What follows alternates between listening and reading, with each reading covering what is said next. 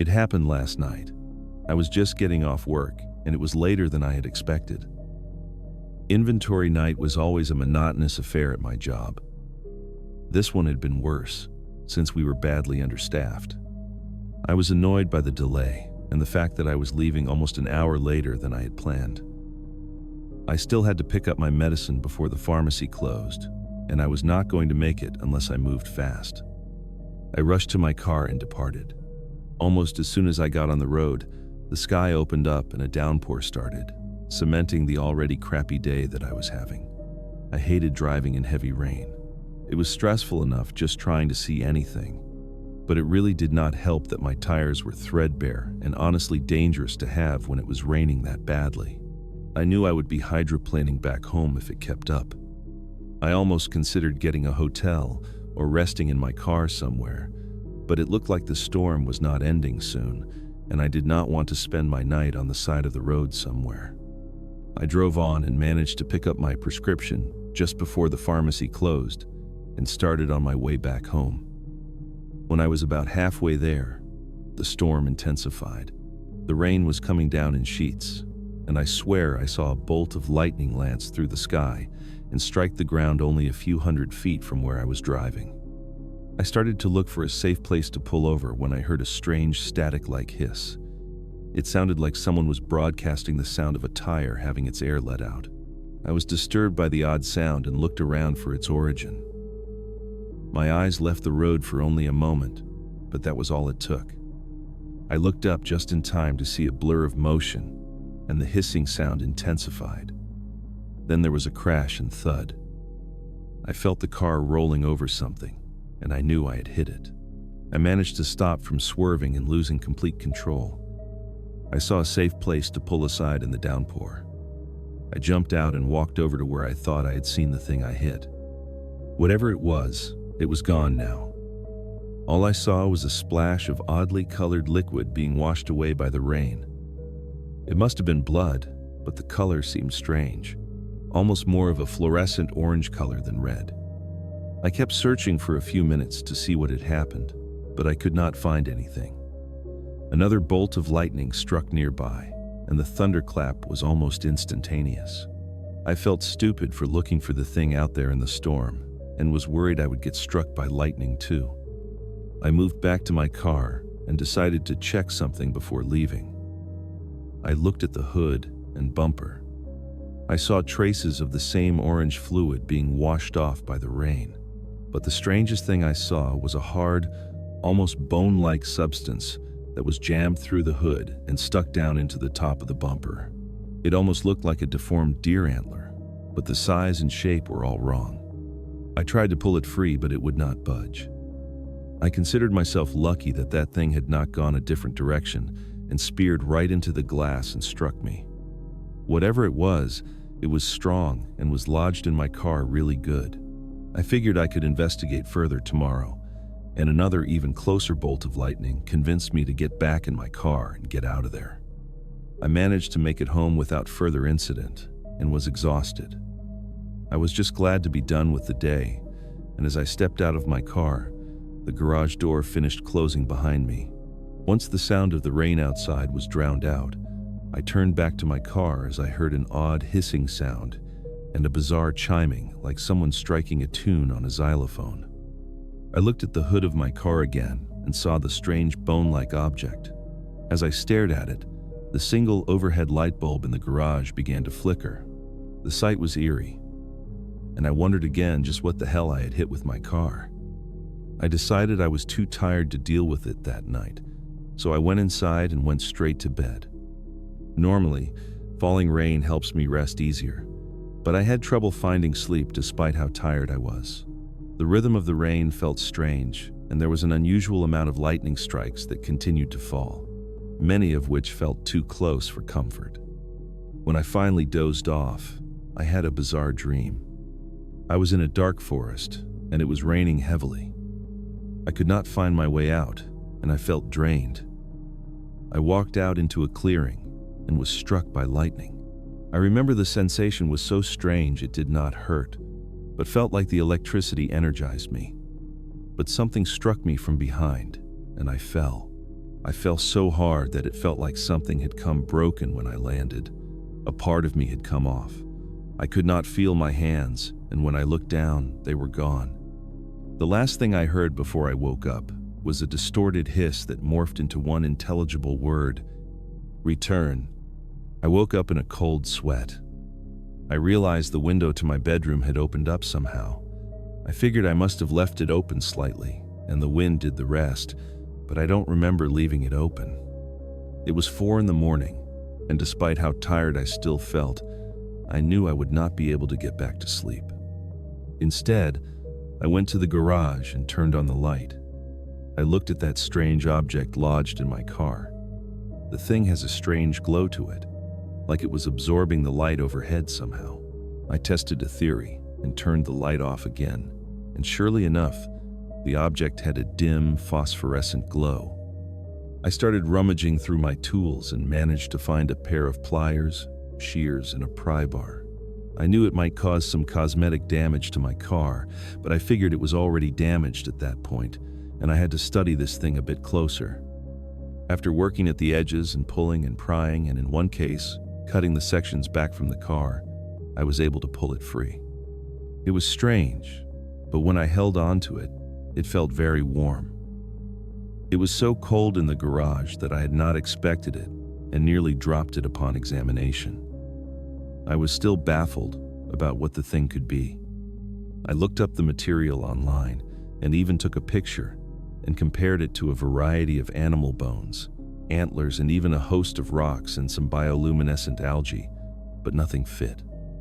I spent most of the early morning examining the thing, and I had to leave it alone for a while when I realized I had to get ready for work. Before I was out the door, I got a call from my coworker Ben. I answered, and he was quick to ask, "Hey, how's it going? Did you still have power over there?" I was confused by the call just to ask that, but I realized the storm was still ongoing. So many people might have lost power. I responded, "Yeah, no outages over here, just some lights flickering." "Why? What's up?" "Well, it's crazy, but the store is out of power. A lot of downtown is too. It's strange, the lines are intact, but something just killed them. I figured I would call and tell you if you did not already get the notification, but people are being told to stay home since we can't work." I was surprised the whole grid was down, but thankful I was not being affected yet. "Oh wow, well thanks for the update. See you tomorrow if everything is back to normal, I guess." "Yeah, stay safe out there," he responded, and the line went dead. I figured that despite the loss in pay, it was not all bad. It would be an extra day off for me. So, I settled in on my couch and caught up with a few shows I had been watching. I zoned out binge-watching TV until it was into the evening. The storm had not relented at all, and I saw the lights flicker repeatedly. Near 10 o'clock, the power finally went out. I had readied myself and had candles and flashlights all set. But the way the storm had whipped up was troubling. I heard the wind howling, and the lightning began striking more and more. I sat down on my bed and put some headphones on, trying to drown out the terrible sounds of the storm while I read a book and tried to get sleepy. It was starting to work, and I was about to nod off when I heard a disturbing sound. It sounded like it was coming from just outside the room, and I heard it clearly despite my headphones. It sounded like a raspy whisper, and then the static hissing sound I had heard yesterday was back. I stood up and grabbed the flashlight, panning around my bedroom in a paranoid state. I did not know what was happening, but I did not like hearing that sound again. Something felt wrong. I waited for a few minutes on alert. Finally, I released the breath I didn't realize I had been holding. After exhaling and turning to sit back down in my bed, I heard the whisper again. I heard it take on a more definitive voice, and the word it uttered sent a chill down my spine. Return. The same voice, the same word I had heard in my nightmare.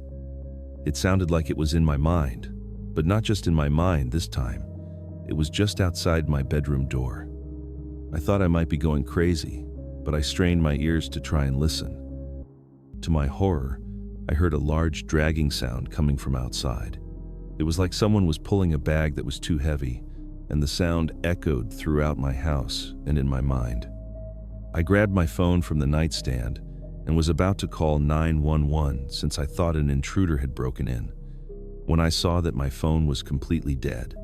When I shone the flashlight on it, I saw that the area by the charging cable was blackened and scorched. It had been burnt by an electrical overload. It was not just dead, it had been destroyed by something. I heard the heavy dragging sound again, and the voice calling out once more, clearer than last time and more forcefully. "Return." I started to panic. I had no weapons in there with me, nothing to fight with and no means to call for help. When I looked around, I saw on the shelf near my nightstand the strange object I had recovered from my car yesterday was glowing fiercely. It started to emanate waves of sickly colored light, and for a stupid moment, I considered using the sharp edges of it as a potential weapon.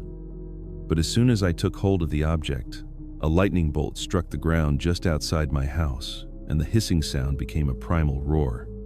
The demand to return grew louder and louder. To my horror, my door began to heave as something heavy crashed against it. I was paralyzed with fear and thought I was going to die. Then the door finally broke off, and I heard a massive form shamble into my bedroom. The air around me felt charged, like the ozone was being agitated.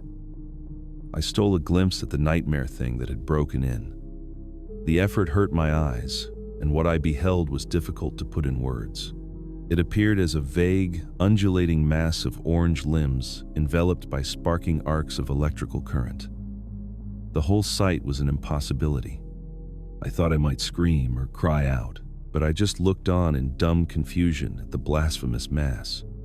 I gripped the object I was holding in numb terror.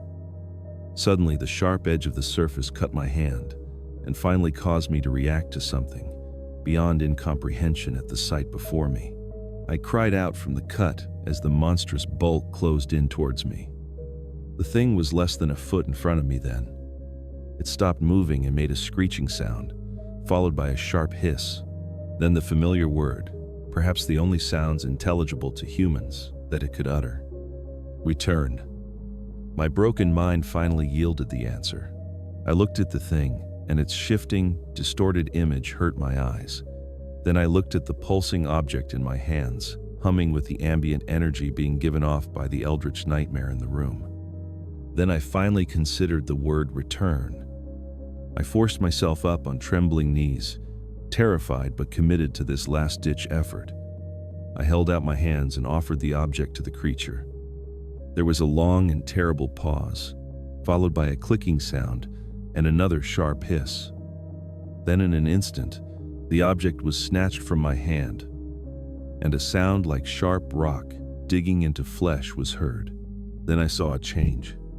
Though my eyes could not fully focus on the distorted mass of limbs and energy, I did notice in the general area of the mass, where a head or face might be, there now stood a familiar antler-like formation. The creature hissed, and the sound caused a wave of energy to pulse through its body and sympathetically course through the length of the horn antler of the thing. In the next moment, the air felt charged with electricity, and a brilliant flash of light heralded a literal lightning strike straight through my ceiling and right where the thing had been. I was blinded momentarily by the light. When I was able to look again, the creature was gone.